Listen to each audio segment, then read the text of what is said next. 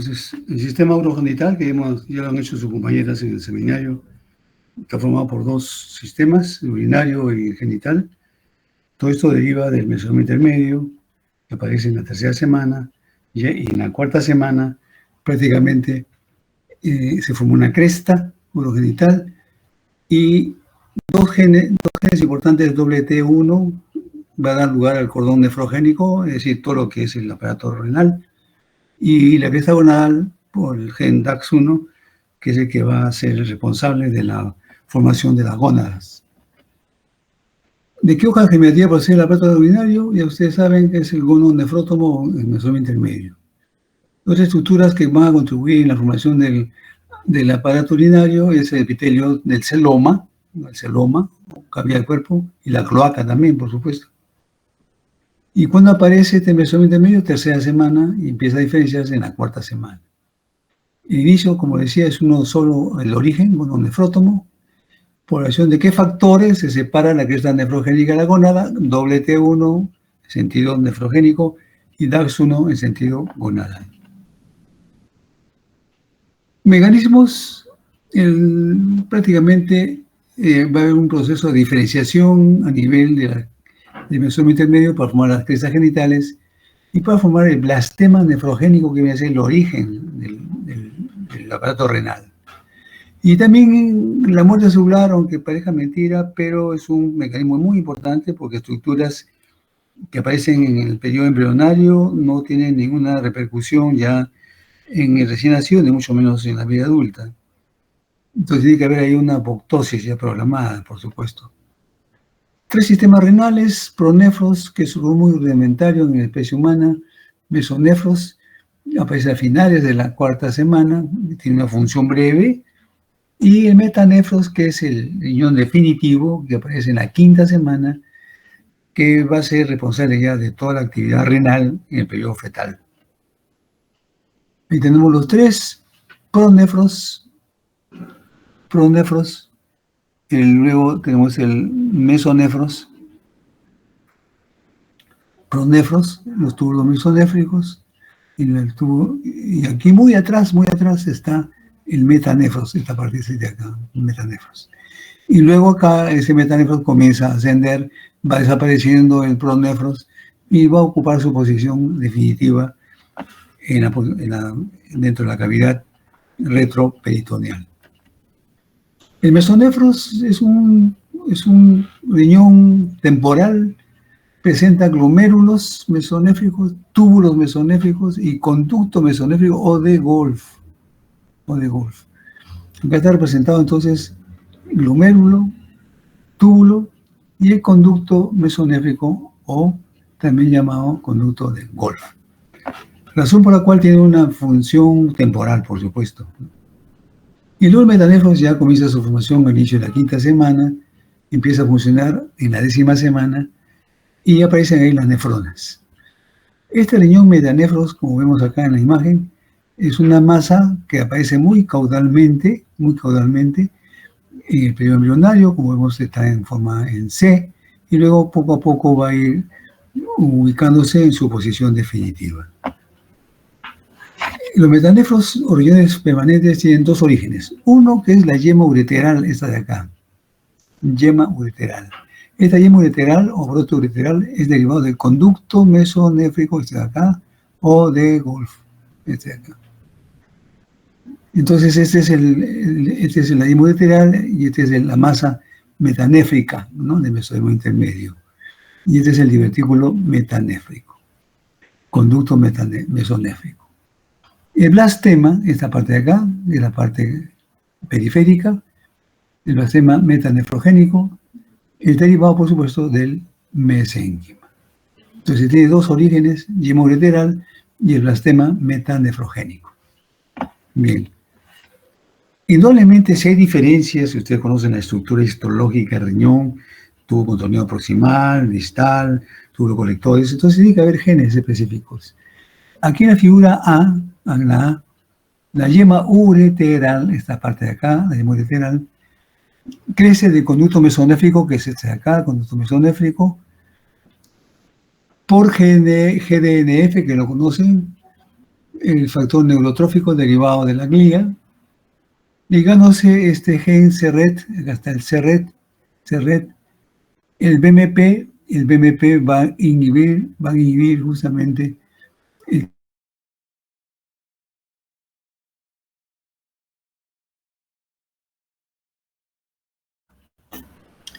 en B, la yema ureteral produce FGF2 y LIF y empieza a formar precursores epiteliales de los túbulos renales.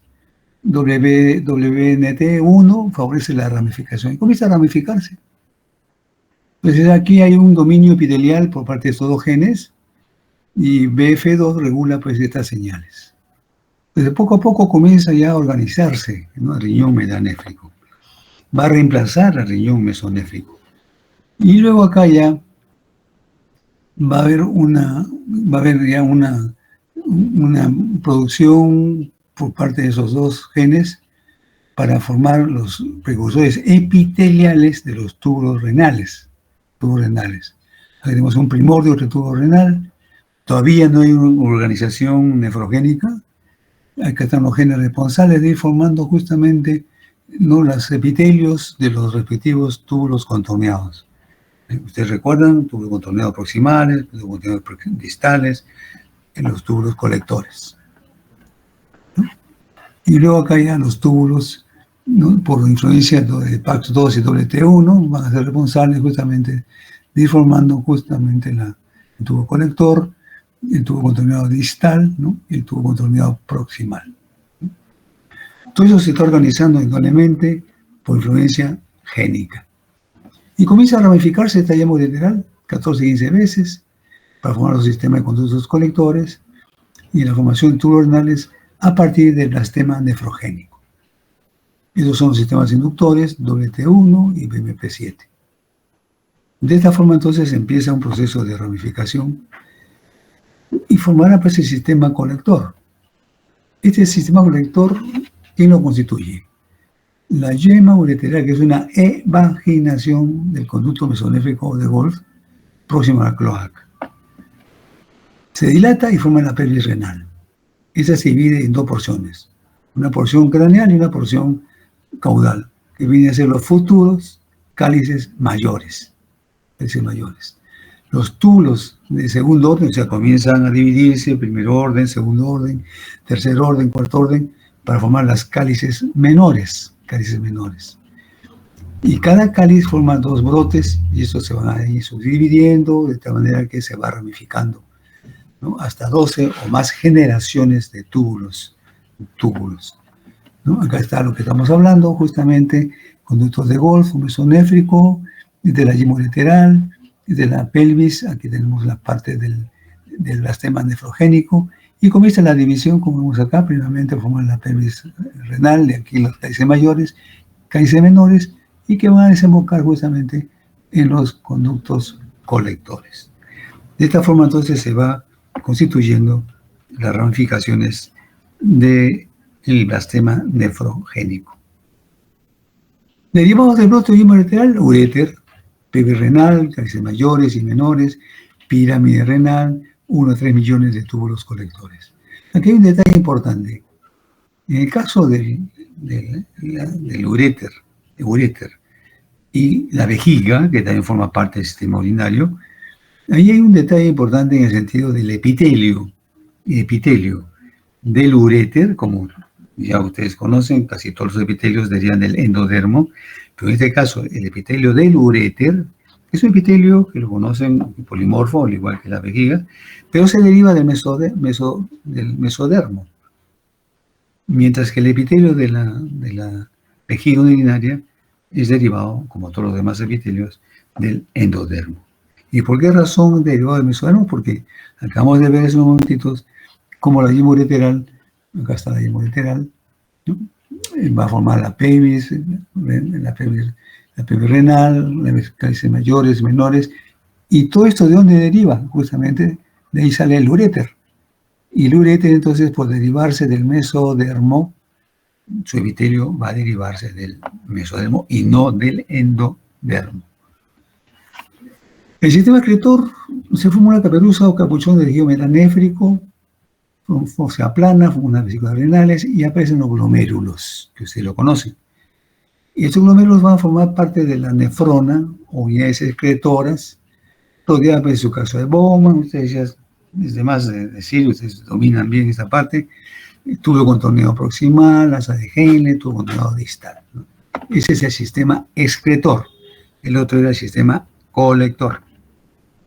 Y acá tenemos los capuchones, siempre controlados por WT1 y GDNF, factor nefrogénico del derivado de la glia, ¿no? Es el tubo colector y se va formando pues una serie de túbulos para ir constituyendo, ¿no?, la nefrona. Acá está la cápsula de Bowman con su glomérulo o corpúsculo renal. Este es el tubo contorneado proximal, ¿no?, el tubo contorneado distal, el tubo colector o conducto colector. De esta forma se constituye, pues, ¿no?, la nefrona, ¿no? Se va formando el corpúsculo renal, el resto del primordio tubular, pasan por una transformación epitelial. ¿Quién transforma este epitelio? Pues ustedes conocen los epitelios de los tubos contorneados proximales y distales, ¿no?, por acción de la laminina y de la uvomorulina. Son dos proteínas importantes responsables de la transformación epitelial de los diferentes túbulos que conforman la nefrona. Y ahí tenemos nuevamente, ¿no?, la nefrona ya, y comienza ya su formación de orina a la 10ª semana, ya formación de orina, que se mezcla con el líquido amniótico, de tal manera que el feto, cuando traga el líquido amniótico, está tragando ahí también parte de su orina, que ha sido filtrada pues, justamente por las nefronas. En el momento del nacimiento ya se han formado todas las nefronas, más o menos 10 a la 6 por cada riñón, y los cuales terminan pues su diferenciación después del nacimiento. Y el riñón metanéfrico produce orina desde el tercer mes de gestación, y el sistema renina-angiotensina mantiene y garantiza pues en el feto el filtrado glomerular y la producción de orina, que repito, se vierte en el líquido amniótico de tal manera que el feto, cuando traga el líquido amniótico, está tragando su propia orina. Los riñones hemos dicho que se forman muy caudalmente, ¿no? Hemos visto en la figura muy caudalmente, pero va a ascender a su posición definitiva. Entonces los riñones metanéfricos se localizan profundos en la región pélvica, y estos se desplazan hacia la cavidad abdominal de 4L a 12T, 1L, o sea, a partir de la cuarta vértebra lumbar a la 12 torácica o 1 lumbar. ¿Y esto por qué se produce? Aquí no hay ningún mecanismo ni genético, ni acción atractiva, nada. Aquí lo que ocurre es que los riñones entran en contacto con las glándulas suprarrenales a la 9ª semana, y conforme se va perdiendo esta curvatura en C del embrión para pasar a periodo fetal, entonces este riñón, acá está muy caudal, comienza a ascender. Pero repito, no hay ningún mecanismo ni génico, ni tampoco una actividad mecánica de ascenso de los riñones. Este desplazamiento se debe pues por la disminución de la curvatura del cuerpo y expansión justamente de la región caudal del embrión, ¿no? Y lo vemos como va ascendiendo, pero aquí hay un detalle también. Acá está la vértebra renal mirando hacia la parte frontal. Entonces aquí hay una ligera torsión, ¿no? Sufre una rotación de 90 grados, quedando la pelvis dirigida hacia la línea media, terminando pues en una posición extraperitoneal. Ustedes recuerdan anatomía, los riñones humanos son retroperitoneales. Y vemos los dos componentes del aparato renal, los dos riñones y la glándula suprarrenal, donde la corteza es muy desarrollada, ¿no? Si bien es cierto que solamente en el momento del nacimiento hay dos zonas muy importantes, la glomerular y la fascicular, porque la reticular aparece muy tardíamente. En conclusión, la yema ureteral origina uréteres, perirenal, cálices mayores, cálices menores, 1 a 3 millones de túbulos colectores. El blastema metanefrogénico origina las nefronas. Luego, la vejiga urinaria, ¿cómo se forma? Habíamos visto cuando hablamos del aparato gastrointestinal que había una zona caudal que era la cloaca. Esta cloaca, a través de un tabique mesodérmico llamado tabique urorectal, divide la cloaca en una parte ventral, seno urogenital, y una parte dorsal, conducto anorrectal. El seno urogenital, a su vez, tiene tres porciones. Una porción vesical que formará la vejiga, una porción pélvica y una porción fálica, en el caso del varón. Y luego el conducto anorrectal en la parte dorsal. Bien. Acá tenemos justamente la cloaca, ¿no? La cloaca. Acá está la flechita indicando el septum o tabique urorectal. Acá está. Y divide pues en la parte ventral el seno urogenital, esta parte de acá. Y atrás viene el conducto rectoanal o anorrectal, esta parte de acá. Y entre ambos aparece ahí una región muy importante desde el punto de vista obstétrico, que es la región del perineo o perineo acá. Perineo. Bien. Entonces la porción vesical va a formar la vejiga urinaria, la porción pélvica formará la uretra prostática y membranosa en el varón, y luego la parte fálica, donde se formará la uretra peniana. En el caso del sexo femenino, la totalidad es una sola nada más, ¿no? De la uretra femenina. Se forma de la parte de la porción pélvica. ¿Por qué? Porque el conducto, el meato urinario es muy diferente a la canal vaginal, ¿no? Hay dos ahí entradas. En cambio, el varón, a nivel de la uretra peniana, por ahí pueden salir espermatozoides y también la orina, por supuesto.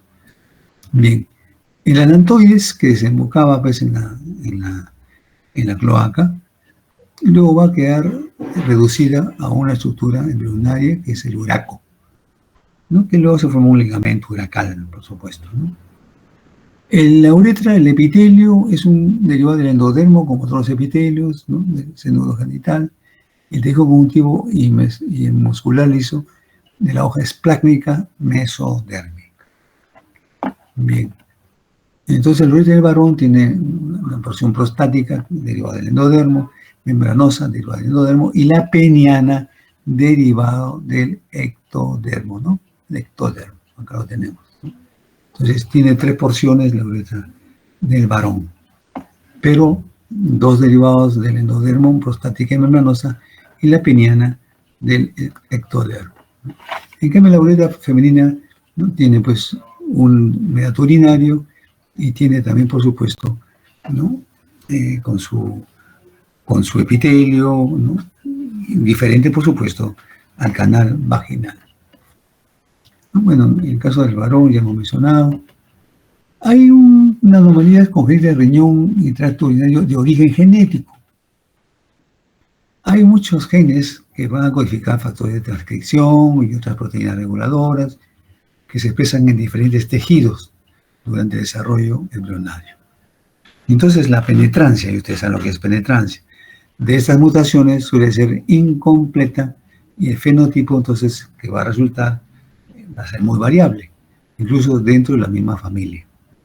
Entonces, hay algunos trastornos en el desarrollo del aparato renal que tiene una tendencia hereditaria, ¿no? Genética. Y ahí tenemos algunos de ellos, que no es necesario aprenderse todo, por supuesto, pero estos son los genes y este es el fenotipo: hipoplasia renal, displasia renal, multiquística, hipodisplasia, hipodisplasia, riñón herradura, agenesia unilateral, agenesia, hipoplasia, agenesia, hipodisplasia, agenesia, etcétera, etcétera. Son muchos de los genes que son responsables de las malformaciones renales. Entonces, cuando se habla de una insuficiencia renal, eso no quiere decir que sea adquirida, sino que desde el momento que se instaló todo ese proceso del desarrollo, ahí hubo una mutación. A veces esas mutaciones son prácticamente camufladas, no se manifiestan, sino hasta que haya, ustedes ya saben, el componente de la enfermedad genética. Tiene que haber la carga genética más, por supuesto, las condiciones ambientales, ¿no? Para que se presente la alteración. Las anomalías congénitas de riñón y las vías urinarias Puede ser la anomalía del parénquima renal, la displasia renal multiquística, hipoplasia renal, agenesia renal. Anomalías de la migración embrionaria, ectopía renal, riñón en herradura. Y anomalías del sistema colector renal, duplicación renal, reflujo vesicoureteral, estenosis ureteral, extrofia vesical, válvulas de la uretra posterior. Aquí tenemos, por ejemplo, las anomalías de número, ¿no? Puede haberse una agenesia renal, ¿no? Renal bilateral, por degeneración o ausencia del ánimo ureteral, cursa asintomático. Este es cuando es unilateral. Pero cuando es bilateral, hay una secuencia que se llama secuencia de Potter. En esa secuencia de Potter se presenta anuria, que es anuria, no se forma orina. Oligohidramnio, si no hay orina, no hay líquido amniótico o bajo de su volumen. Igual también va a ocurrir los pulmones hipoplásicos, porque para que se mantenga todo ese proceso de maduración pulmonar es necesario, ¿no?, en parte de líquido amniótico. Y si hay anuria y hay oligohidramnios, entonces no, los pulmones tampoco no van a alcanzar su desarrollo, va a ser justamente hipoplásico. Y el pie equinovaro o pie sambo, ¿no? Acá lo vemos, el pie sambo o equinovaro. Desde la carita, fíjense, una carita muy pegada a la pared del útero, porque carece, pues, del líquido amniótico necesario, ¿no? Y acá está el pie equinovaro, o sea, hacia adentro, ¿no?, en los piececitos. También puede ocurrir, aquí tenemos la hernia de Bogdalek, ¿recuerdan? Esa hernia de Bogdalek también puede llevar consigo algún trastorno renal. Esta es la secuencia de Potter. La agenesia renal bilateral, ocasión de oligohidramnios, que produce hipoplasia pulmonar, que provoca insuficiencia respiratoria, ocasiona la muerte. Por otro lado, puede haber una compresión fetal, ¿no?, porque no hay líquido amniótico, ocasiona aspectos de alteraciones faciales, nariz plana, hipertelorismo de los globos oculares, ¿no?, y también deformación de las extremidades, como el pie equinovaro, como hemos mencionado, deformaciones de extremidades. Todo esto es la secuencia de Potter. Es una secuencia, el origen primario y orígenes secundarios. Riñón pélvico, si uno de ellos no ha ascendido adecuadamente, solamente llegó uno nada más a la cavidad retroperitoneal, o si no, se ha fusionado acá, se ha fusionado en la parte inferior, ¿no?, de la cara ventral del riñón, y forma, pues, como su nombre indica, un riñón en herradura. Hipoplasia renal, ven ustedes, llegó un solo riñón, el otro es hipoplásico, poco desarrollo, ¿no? Estas son las glándulas adrenales. Por otro lado tenemos la ectopía cruzada, ¿no? Este es un riñón en su posición definitiva y este acá se ha cruzado. Entonces puede producir una fusión entre el riñón ectópico y el normal. Este es el normal, este es el ectópico, o sea, está fuera de lugar, ¿no? Puede ocurrir eso, ectopía cruzada. Luego las displasias quísticas renales, riñón poliquístico infantil, ¿no? El riñón poliquístico del adulto. Y eso se debe por falta de función de los nefrones con los sistemas ciegos de los tubos colectores. Se transmite por herencia recesiva o herencia dominante. Fíjense ustedes, estas son los riñones con displasias, ¿no?, quísticas. Anomalía de vías excretoras, estenosis pieloureteral, ¿Qué cosa es estenosis? Acá lo tenemos, fíjense acá, pielo de pelvis, acá está un estrechamiento, no se ha abierto totalmente. Luego tenemos megauréter, tremendo uréter, megauréter congénito. Y también puede haber duplicación de las vías urinarias. Tenemos duplicación ureteral, uréter ectópico, ¿no?, y ureterocele, ¿no?, una bolsa como vemos acá. Ya son anomalías ureterales en menor escala, por supuesto, que los riñones que hemos mencionado. Bueno, doctor, tengo una pregunta. Y dime. Bueno, después de que una mujer da luz, hay casos donde la mujer llega a tener un prolapso, que, bueno, tengo entendido que es cuando la orina se le sale, ¿no? ¿Eso se Claro, debe a que de repente el uréter se ha extendido? una causa puede ser eso, o otra causa puede ser la estenosis, ¿no? O sea, cuando uno digamos, se llena la vejiga, ahí hay un mecanismo controlado, por supuesto, por el sistema nervioso autonómico, que menciona que de cerrarse el esfínter para que no salga orina. Pero en algunos casos ese esfínter no funciona como debe ser. Y eso ocurre en los procesos de eneuresis, que es justamente... ¿Cuánto acabas esta semana que viene? Sí, ya estoy en finales, siempre está los que ya lo acabé. Ah, pues ya se acababa. Nicole, tu micro. Disculpe, mamá.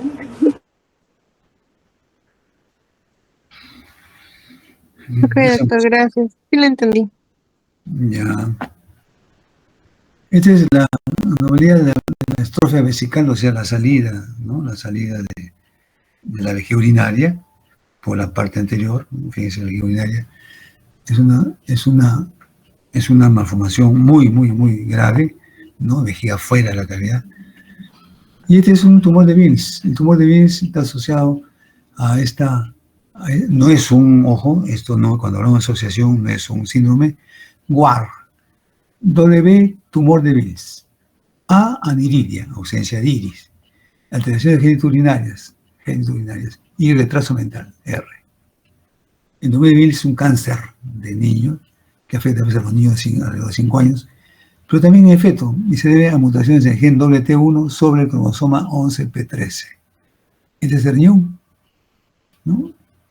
Y este de acá es el sistema renal, y todo este es el tumor de Wilms, prácticamente ocupado toda la extensión del riñón. En lo que respecta al uraco, decíamos pues que el uraco viene a ser prácticamente cuando el arantoides desemboca en la cloaca y no degenera, entonces puede formar quistes del uraco, como este caso, por ejemplo, quiste uracal, o seno del uraco, este ensanchamiento, acá hay un exudado, ¿no?, del seno, y otro la fístula, que se abre justamente en la pared abdominal. Entonces por ahí se puede notar gotitas de orina por la fístula con respecto del uraco con la vejiga urinaria. Son anomalías uracales. Bien. Entramos entonces al aparato reproductor, ¿no? Hay dos términos importantes, que es la diferenciación sexual y la determinación sexual, que no es lo mismo. ¿De dónde se deriva el aparato reproductor? Mesodermo intermedio o gono nefroto. ¿Cuándo? Quinta semana. Mecanismo: diferenciación, migración, muerte celular. Etapas: indiferenciada, diferenciación sexual y etapa puberal. La fase inicial es la fase bipotencial de las gónadas. Este es el reposo de la gónada. Este es el mesonefros. Acá no podemos decir si es el ciclo ovario, simplemente gónada nada más, ¿no? Porque este esbozo se constituye hacia la quinta semana de desarrollo. Y los esbozos de la gónada son pares, de forma alargada, longitudinalmente dispuestos, muy voluminosos, y protruyen en la cavidad celómica. Por supuesto, ahí van a llegar justamente estas células. Recuerdan estas células germinativas primordiales que se formaban en el epiblasto, pero se ubicaban en el saco vitelínico, ¿no? Se ubican, pero no se forman, ¿no? Entonces acá tenemos justamente las dos alternativas. O bien la gónada se transforma en sentido masculino o en sentido femenino. La diferencia está que los cordones sexuales primarios, en el caso del varón, están situados hacia la médula de la futura gónada. En cambio, en la mujer, el sexo femenino, los primeros indicios de los cordones sexuales secundarios, acá son primarios, secundarios, se encuentran en la corteza. En cambio, el varón va a estar en la médula. Conductos: dos pares de conductos. Los conductos siempre bipotenciales, dos pares de conductos. Tenemos el conducto de Wolf y el conducto mesonéfrico, también se llama así, y el conducto de Müller o paramesonéfrico. Los dos pares, pues son cuatro en total, están presentes en la etapa inicial, ¿no? No son bipotentes, no tienen dimorfismo, simplemente están presentes ambos. Hasta la octava semana los gonaductos se desarrollan similarmente en ambos sexos, se van desarrollando. Hasta la octava semana. Pero ya los genitales externos tampoco pueden diferenciarse, como ven ustedes acá. Este es el tubérculo genital, este es los pliegues uretrales, estos son los pliegues genitales. No es posible determinar el sexo genital, ¿no? Todavía no hay un proceso de diferenciación. Bien, entonces aquí decíamos que habían dos términos importantes, la diferenciación y la determinación. La diferenciación sexual es resultado de un conjunto de fenómenos. Participa en el establecimiento del dimorfismo sexual. Estos fenómenos se dividen en dos etapas. Una primera, determinación sexual, que no es lo mismo que diferenciación sexual, propiamente dicha. La determinación sexual tiene que ver con quién. Orientación de la gónada primitiva en sentido testicular u ovárico, punto. Ahí no hay anexos, no hay genitales externos e internos, solamente la gónada primitiva en sentido testicular u ovárico. Eso es determinación sexual. Pero diferenciación sexual desarrolla los órganos genitales internos y externos en sentido masculino o femenino. Ustedes ven ahí la diferencia. Determinación es exclusivamente gónada. Y la diferenciación, los genitales internos y externos, en sentido masculino o femenino. ¿Está claro? No es lo mismo entonces determinación que diferenciación. En el caso de la determinación y diferenciación sexual femenina, tiene que haber un sexo cromosómico XX, por supuesto. En la cresta gonadal se forman cordones sexuales secundarios. Regresión de los cordones sexuales primarios. Luego viene acá una segunda proliferación del epitelio celómico, formación de la corteza ovárica, ¿no has dicho hace un momento? Ahí están los genes. Por ejemplo, este gen SOF9 está bloqueado. Esta figura significa inhibición, bloqueo, ¿no? FOX, L2 y WNT4 van a ir formando justamente células de la granulosa que ustedes conocen. Y aquí también el ácido retinoico sirve como mediador intermedio para que las células germinales inicien la meiosis. ¿De quién? De los ovocitos primarios. Recuerden que la ovogénesis no se realiza en la pubertad, sino se inicia muy tempranamente, periodo fetal. Entonces la célula granulosa va a formar células foliculares y se empieza el proceso de foliculogénesis independiente del eje hipotálamo hipofisiario ovario, ¿no? Ahí todavía no hay acción del eje hipotálamo hipofisiario, ¿no? Comienza muy tempranamente. El fenotipo femenino se establece en ausencia de hormonas gonadales, por supuesto. Los conductos de Wolff regresionan porque no hay testosterona. Los conductos de Muller sí van a desarrollarse para formar las trompas, útero y la parte superior de la vagina. El mesonefros va a formar ligamento ancho del útero. El seno genital, la parte inferior de la vagina y la uretra.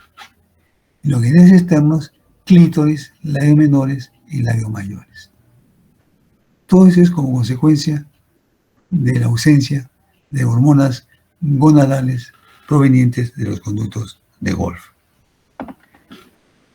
Entonces, aquí tenemos la determinación sexual masculina. ¿Cuándo ocurre? Séptima semana.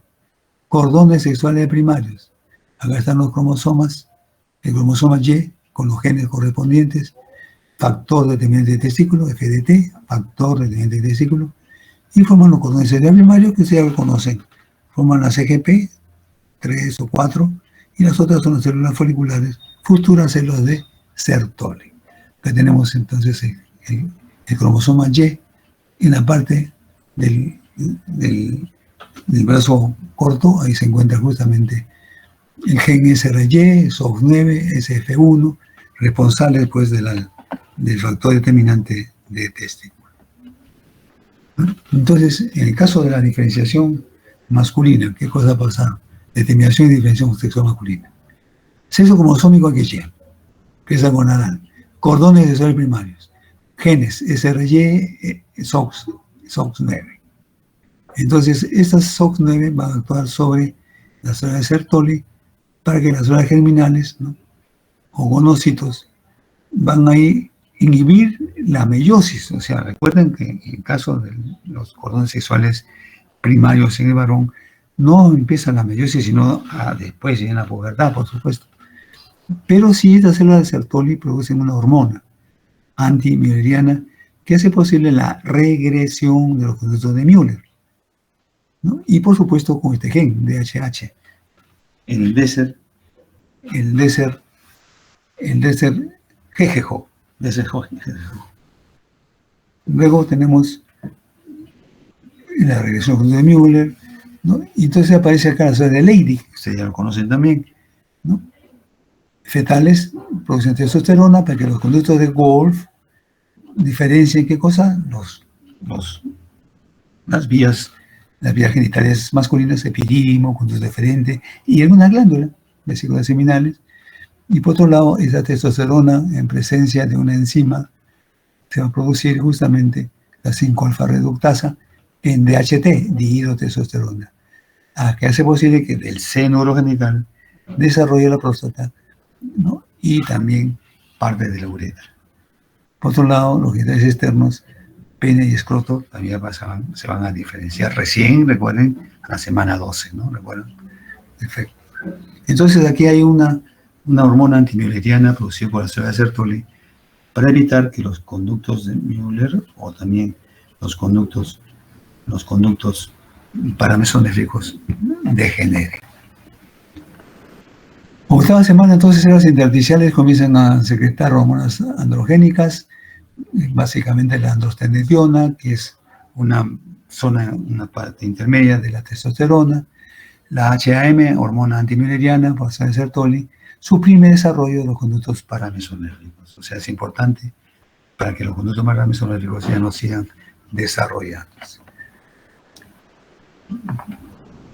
Bien, los andrógenos del varón van a sufrir un proceso degradativo y se van a formar una sustancia llamada 17 cetoesteroides, que se forman cuando el cuerpo del varón descompone las hormonas sexuales masculinas, esteroides llamadas andrógenos, y otras hormonas segregadas por parte de las glándulas suprarrenales en hombres y mujeres, y por los testículos en los hombres.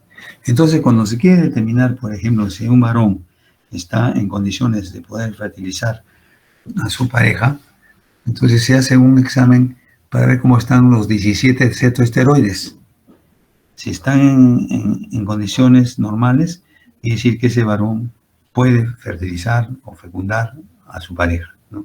Pero si está en valores bajos, entonces no es uno de los problemas de infertilidad por parte del varón. Las células de Sertoli, ustedes ya conocen qué cosa produce, inhiben la migración de células mesenquimales, inhiben la entrada de células germinales, inducen la diferenciación de las células de Leydig y secretan sustancia antimülleriana.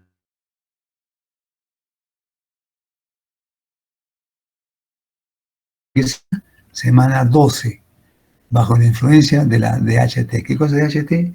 Dihidrotestosterona. Y el tubo genital se alarga por formar el falo, ¿no? Y a medida que el falo crece, los pliegues uretrales también forman la pared del subo uretral, y la línea de fusión de estos pliegues queda marcada por la persistencia de un RAFE. Acá está el RAFE ventral, ¿no?, que es de la fusión de los pliegues uretrales, que eran estos de acá, ¿no? Bien. En los genitales externos masculinos, entonces, se diferencia en la semana 12, entonces se alarga, entonces la difusión está nuevamente está el RAFE medio, ¿no?, que es marca la fusión de los pliegues uretrales. En el caso de las células germinales, influye muy poco en la histogénesis testicular. Las células germinales primitivas van a quedar incluidas en los cordones testiculares y se van a diferenciar en gonocitos o preespermatogonias más adelante, ¿no? Y el testículo en desarrollo expresa una sustancia inhibidora de la meiosis, la enzima CYP26B1, impidiendo por estas células iniciar la meiosis. O sea, hay procesos que impiden que empiece la meiosis. Ahora, los testículos se forman en la cavidad abdominal, ¿no? Y entonces vamos a encontrar algunas fases de cómo va descendiendo los testículos de la cavidad abdominal hasta escroto. Las células Leydig producen andrógenos, INSL3, que son las iniciales de la insulina, similar a la insulina, ¿no? Similar a la insulina 3, acá está, involucrados en el descenso testicular. Primera fase transabdominal se diferencia el gobernaculum testis por INSL, o sea acá, INSL3, gobernaculum testis. Y este gobernaculum testis desde acá comienza a traccionar, a jalar. Entonces va a pasar a una fase inguinoescrotal. Los andrógenos intervienen en el acortamiento y anclaje del gobernáculo en el escroto por parte del CGRP, andrógenos y HOX-A10, o sea, tiene que ver acá mucho este gen HOX-A10. Entonces, cuando ya llegan los testículos hacia la parte inguinal, la semana 28, entonces aumento de tamaño de testículos, atrofia de mesonefros, ya van atrofiándose. Y atrofia para mesonéfricos, y hemos dicho por el fin, factor inhibidor de Müller. O también hormona inhibidora de Müller o hormona antimülleriana, son los sinónimos. Movimiento caudal en pared abdominal posterior permite el movimiento transabdominal hasta anillos inguinales por ISNL3 y andrógenos. Acá está, ¿no? Por otro lado, fíjense, acá hay un detalle importante. La pared peritoneal forma este proceso vaginal que acompaña al testículo hasta que se quede ya en su posición definitiva en el escroto. Acá está. Y luego desaparece, ¿no? Como vemos acá, se restaura el epitelio peritoneal. Pero ¿qué es lo que pasa? Si persistiera este saco o proceso vaginal, por ahí pueden producirse, ¿qué cosa? Asas intestinales. Y esas asas intestinales, entonces, prácticamente va a formar una hernia, ¿no? Es la hernia inguinal. Y si llega hacia el escroto, formará la hernia escrotal. Hernia escrotal. Rezagos, lo conto para mí, indudablemente que hay rezagos. Apéndice testicular, ¿no? Apéndice testicular, el utículo prostático y obviamente la vagina, este es el utículo prostático, este de acá. El verum montanum, una pequeña elevación, este de acá, ¿no? En la pared posterior de la uretra prostática. Homólogo al himen en la mujer. Ese es el verum montanum. Acá está. Quedan como rezagos, ¿no? Y también, por supuesto, el apéndice testicular, acá está, en el ángulo superior derecho, acá está, ¿no? Que puede inducir un dolor profuso, que puede confundirse con una epididimitis, una orquiepididimitis. Otras alteraciones, la hipospadias, por ejemplo, ¿no?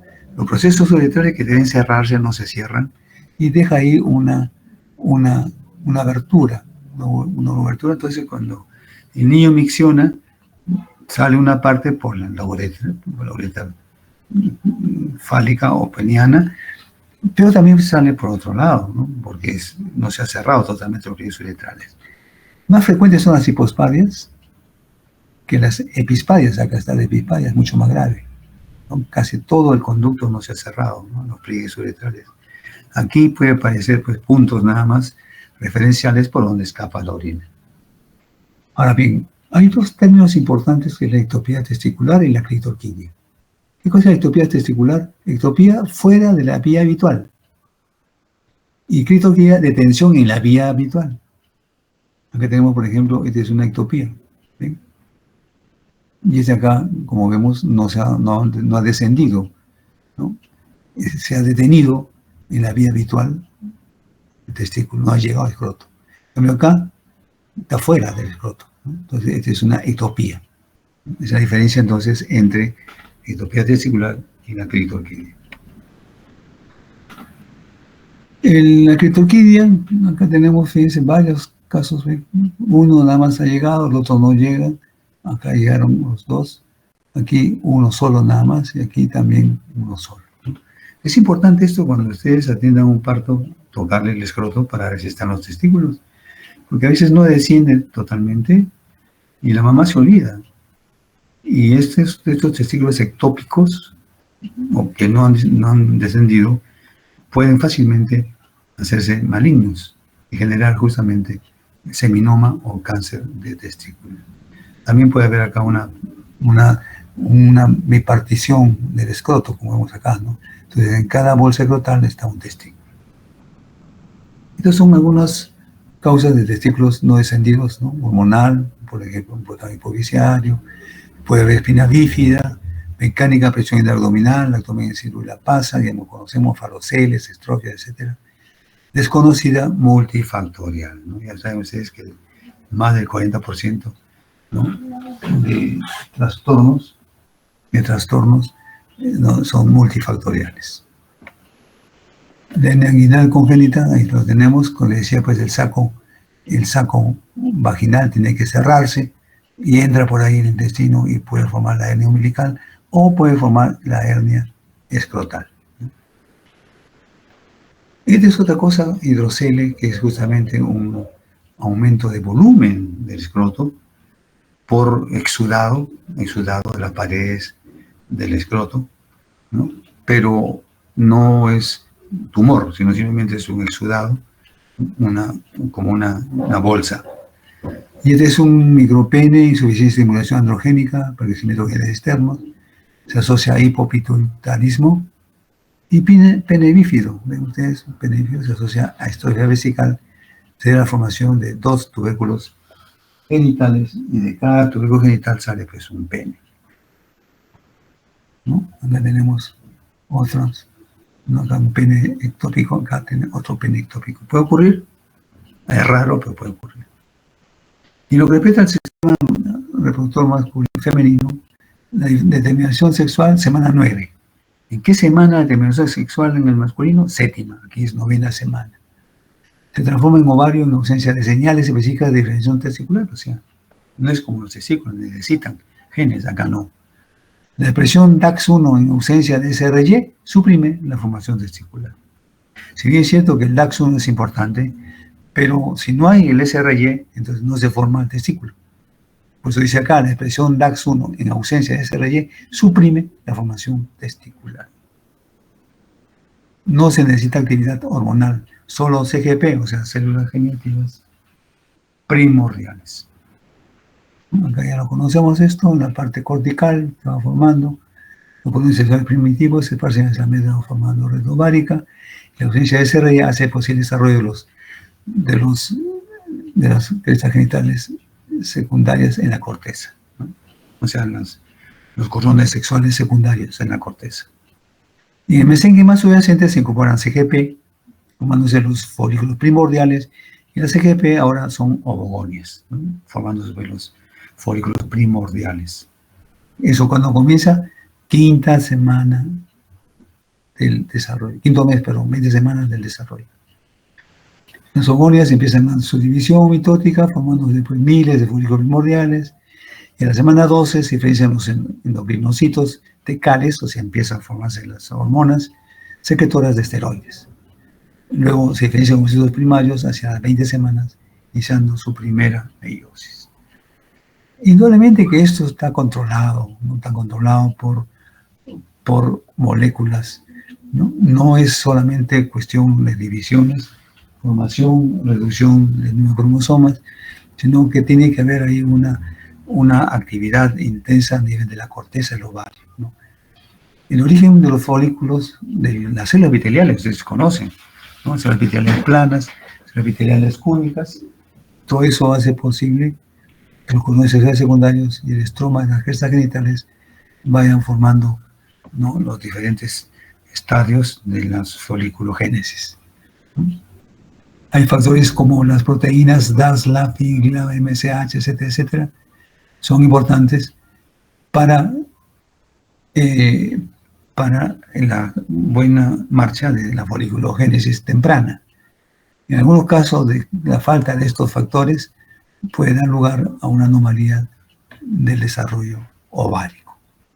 Entonces, la determinación sexual de las gónadas en sentido femenino también depende de la expresión de una combinatoria de transcripción, ¿no?, que antagonizan el efecto de los que estimulan la determinación en sentido masculino. O sea, masculino, lo bloquean, lo inhiben, Entonces da lugar a que desarrolle las características de las células femeninas. Acá lo tenemos. No hay testosterona, ¿qué pasa con estos huevos? Degeneran, involucionan. Por otro lado, si no hay testosterona, no hay DHT. Por lo tanto, el tubo genital se transforma en ¿qué? En clítoris, en los pliegues uretrales en labios menores, los pliegues genitales en labios mayores. Por otro lado, si no hay hormona antimülleriana, los conductos de Müller siguen su desarrollo, que va a dar lugar a trompas, cuerpo del útero y la parte superior de la vagina. Para que se produzca ovario es necesaria la presencia de los dos cromosomas XX. ¿Qué pasa si no están los dos cromosomas X? ¿Se formará ovario? ¿Recuerdan ustedes el síndrome de Turner? Las chicas Turner tienen un problema de ovarios, ¿no? Es una cintilla ovárica. No hay foliculogénesis. Se necesita el par XX. Si los ovarios o gónadas ausentes o digénicas, los conductos se diferencian en un fenotipo femenino. La formación inicial de los conductos paramesonéfricos depende de las señales NT. Y en ausencia no se forman los CPM, o sea, los conductos paramesonéfricos. WNT7 se expresa en el epitelio de los conductos paramesonéfricos necesarios para su desarrollo normal. O sea, todo es génico, como ven ustedes, en la formación de las gónadas y las vías genitales. La vagina, hemos dicho, la parte superior de los conductos paramesonéfricos, ¿no? Se fusionan en una parte que llamado tubérculo de Müller. Muy pocos autores mencionan ese tubérculo de Müller. Forman la parte superior de la vagina, primordio útero vaginal. Y el contacto del primordio útero vaginal con el seno urogenital, la porción pélvica, forma el tubérculo sinusal, induciendo la formación de los bulbos sinovaginales, ¿no? Sinovaginales. Entonces se va a formar aquí una placa vaginal. Y esa placa vaginal luego, como vemos acá, va a ir degenerando, dejando libre pues una cavidad, ¿no? Estos bulbos entonces forman una placa vaginal y las células centrales de esta placa son eliminadas y se forma la luz de la vagina que ahora tenemos. Y del seno urogenital se va a formar pues el himen, que también forma parte de la estructura de los genitales externos. La formación del himen, la luz de la vagina, pues está separada de la cavidad del seno urogenital por una membrana, el himen. Y se forma por invaginación pues, de la pared posterior del seno urogenital. Se suele romper durante el periodo perinatal, antes, durante y después del nacimiento. Y permanece como un fino pliegue formado pues, por una membrana mucosa interior del orificio vaginal.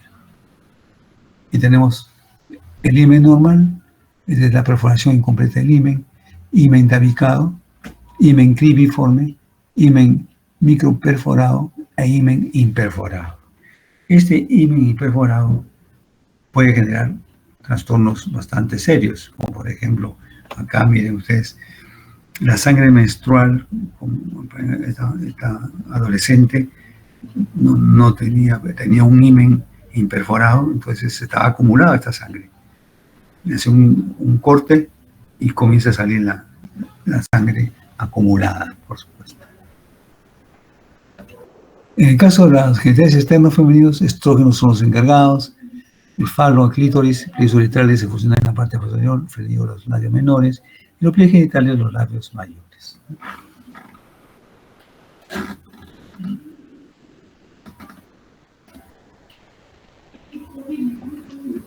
Los genitales externos, acá tenemos, fíjense, una relación interesante.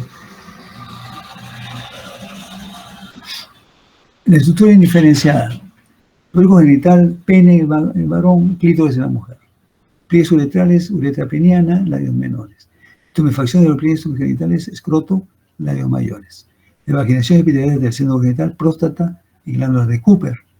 Acá glándula de Littré y Skene. Glándula de Bartholin o vesiculares mayores. O sea, pues que hay homologías entre los genitales externos del varón y de la mujer. Bien. Las anomalías uterinas, por clase 1, agenesia del útero, cuello y tercio superior de vagina.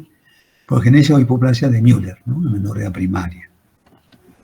¿No? La clase 2, atresia del cuello, tabique vaginal por falta de fusión de Müller, con el bulbo sinovaginal, atresia vaginal, ¿no? Acá lo vemos, atresia del cuello uterino.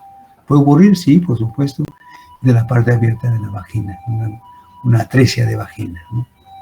En un tabique, acá está un tabique completo y acá un tabique incompleto. Clase 3, útero unicorne, heteronormal, acá está una invaginación, 2 semiúteros, 2 cuellos, 2 vaginas. Unicornio, un solo cuerno nada más, aquí está el himen, perdón, el útero bicorne, con 2 hemiúteros, un solo cuello y una sola vagina. Es muy diferente a esta otra de acá. Tabique completo, tabique parcial. Y recuerden ustedes en lo que hablaron sus compañeras, el síndrome de Rokitansky, Kuster y Hauser, ¿no? Es un trastorno raro, ¿no? Raro, pero que no presenta, pues, el problema de las estructuras completas en sexo femenino. Bien. Aquí algunos rezagos de los conductos mesonéricos o de Wolff en el sexo femenino, el apéndice vesicular, los quistes del conducto de Garner, ¿no? Y lo tenemos en el epóforo, paraóforo, ¿no? Son rezagos que no tienen ni un significado funcional, por supuesto. Y los estadios intersexuales. Por ejemplo, ahí, ¿qué sexo le pueden atribuir? Muy difícil, ¿no? Pareciera que fuera un micropene o que estén fusionados los labios, no se puede saber con exactitud. Se pensaba de que la cromatina sexual podría determinar si está presente, ¿no? Aunque no es tampoco un carácter definitivo, ¿no?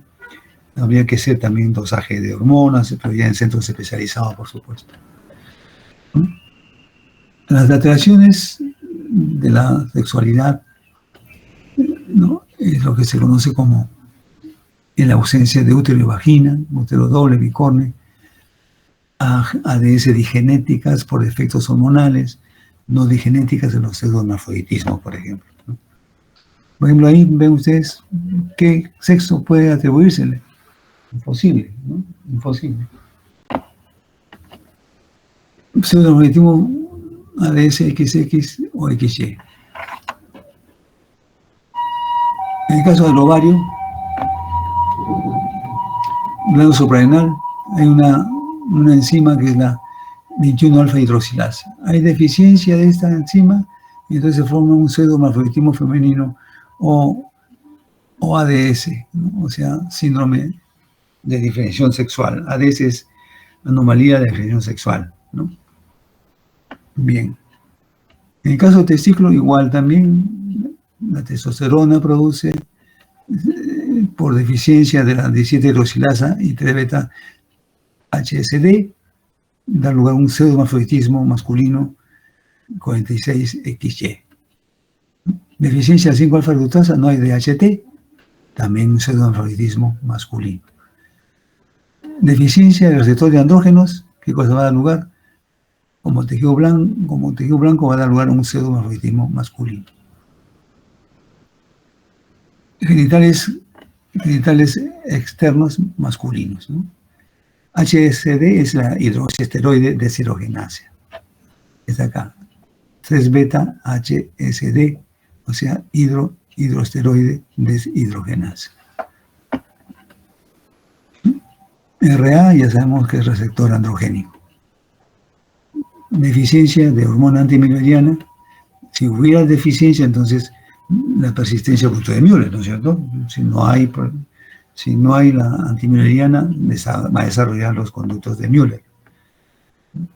Ahí tenemos el pseudohermafroditismo femenino. Es una mujer XX, pero hay una hiperplasia suprarrenal congénita, ¿no? Que va a dar lugar, pues, a un crecimiento exagerado de vello en todo el cuerpo, un clítoris hipertrófico, y ese es un pseudohermafroditismo femenino. Este es hiperplasia suprarrenal congénita por déficit de la 11-beta hidroxilasa también. Acá hay genitales externos ambiguos, ¿no? Ambiguos. La hiperplasia suprarrenal congénita es por la deficiencia P17 de 21 hidroxilasa y 11-beta hidroxilasa, ¿no? Y la terminología actual es deficiencia de CIP21A, eso es lo que se conoce en la actualidad. Una enfermedad genética, mutación de gen CIP21A, localizado en el cromosoma 6p21,3. No se puede sintetizar cortisol, por lo que la corticotropina sigue actuando generando hiperplasia suprarrenal, ¿no? Como no se sintetiza aldosterona, se produce hiponatremia e hiperpotasemia. O sea, demasiado potasio, una baja de sodio. El síndrome de disbalancia androgénica es una mujer, pero tiene su constitución cromosómica XY. Hay desarrollo de mamas, ausencia de menstruación, porque no tiene útero, por supuesto, porque es un varón, ¿no? Los genitales externos, ¿no? Ahí lo tenemos, vagina con extremo ciego y ausencia de útero y trompas, por supuesto, ¿no? Es un varón, o es una mujer, pero un varón en el cuerpo de una mujer, ¿no? Ahí tenemos dos chicas, que no son chicas y no son chicos, por el XY, ¿no? XY. Y eso se llama insensibilidad a los andrógenos, ¿no? Los testículos normalmente deben producir testosterona, deben transformarse en DHT. Pero como no hay receptores de andrógenos, entonces el gen de receptores de andrógenos ha mutado, entonces no hay unión, los genes externos femeninos. Por otro lado, ¿no? Hay hormona antimülleriana, inhibe el conducto de Müller, genitales internos masculinos.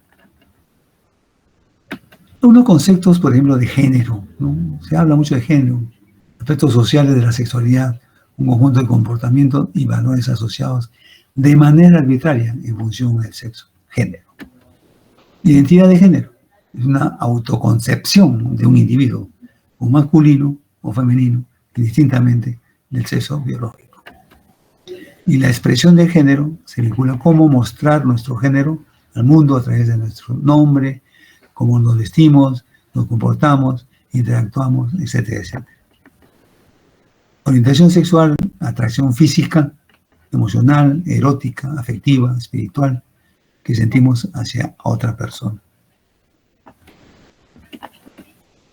Pronombres neutros, LGTBIQ, ¿no? Cambio en el lenguaje, ¿no? Ustedes saben que respetamos, por supuesto, las opciones.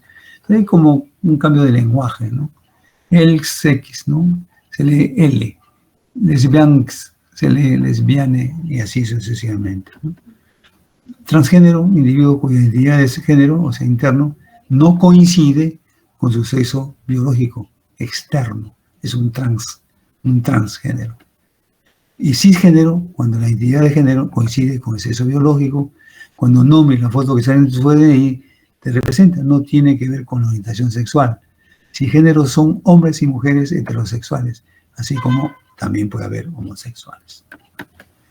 Ahí tenemos a dos chicas. Ven ustedes acá, a ver, ¿qué dicen ustedes? El esposo de esta chica salió embarazado. Ese es el esposo. Este morenaje, ese es el esposo de la chica. Salió embarazada.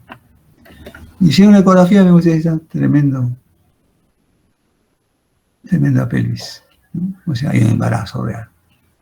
¿Cómo se ha producido esto? A ver, ¿quién puede decir? Para terminar ya. ¿Alguien?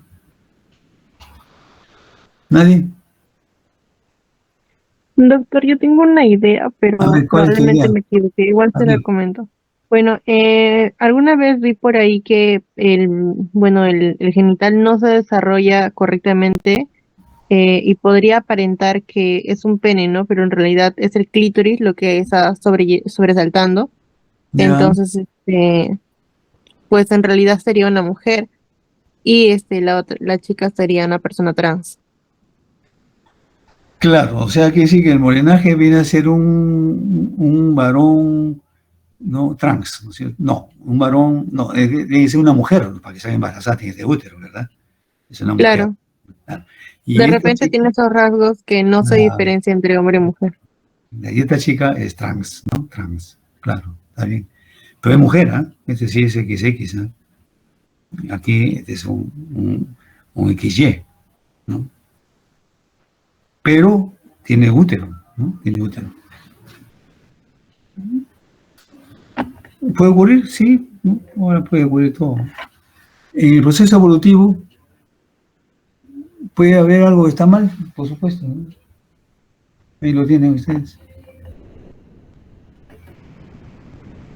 Y bien, como esto es la última clase, ¿no? Y les deseamos siempre éxitos en sus exámenes, en sus notas, etcétera, etcétera. Pero lo que sí quiero hacer es una crítica constructiva, por supuesto, ¿no? Constructiva. Nunca he visto ninguna promoción, ¿no? Yo tengo años enseñando medicina, obstetricia, tecnología médica, etcétera. Pero nunca he visto tanta desunión que como tienen ustedes la promoción 24. ¡Qué bárbaros! Entre ustedes se están matando. Y eso o se corrigen o se corrigen. Porque si son compañeros, compañeras, no pueden estar pues formando grupúsculos y porque no le caen, le hacen bullying, le hacen, es decir, tantas cosas que hay ahora, ¿no? O mejoran. De lo contrario, van a ir siempre rumbo al fracaso, ¿no? La unidad es lo más importante. No digamos que sean amigas, pero sí son compañeras de estudio. Van a estar no 1 año, 2 años, van a estar 5 años. Pero ya en los últimos años ya no van a estar juntos, ¿no? Porque se van a su respectiva sede para hacer su internado. Pero si no nos corrigen esos rozamientos que existen, como repito, nunca he visto esto en obstetricia, ¿no? Y tienen ustedes que tener siempre el principio del respeto mutuo. Tienen que aprender a respetarse, porque si no se respetan ustedes, ¿quién la va a respetar? Y eso es notorio, y es una lástima, ¿no? Que sean así ustedes. En otras oportunidades, ¿no? Había más empatía, ¿no? Más empatía. Ahora no hay empatía. Porque hay una atmósfera, ¿no? El karma existe. Su karma de ustedes es opaco, ¿no? Contagiante. No hay alegría, ¿no? Hay opacidad. ¿Se dan cuenta? Y eso está mal. Está mal. Disculpe que le diga yo, ¿no? Yo no soy su tutor ni cosa por decirlo, sino simplemente hablo lo que yo veo, lo que escucho. Las paredes tienen oídos y no escuchan, ¿no? Y siempre tienen que tener cuidado para hablar, ¿no? Y sobre todo cuando hablan de otra persona. Disculpe que le diga eso, pero es necesario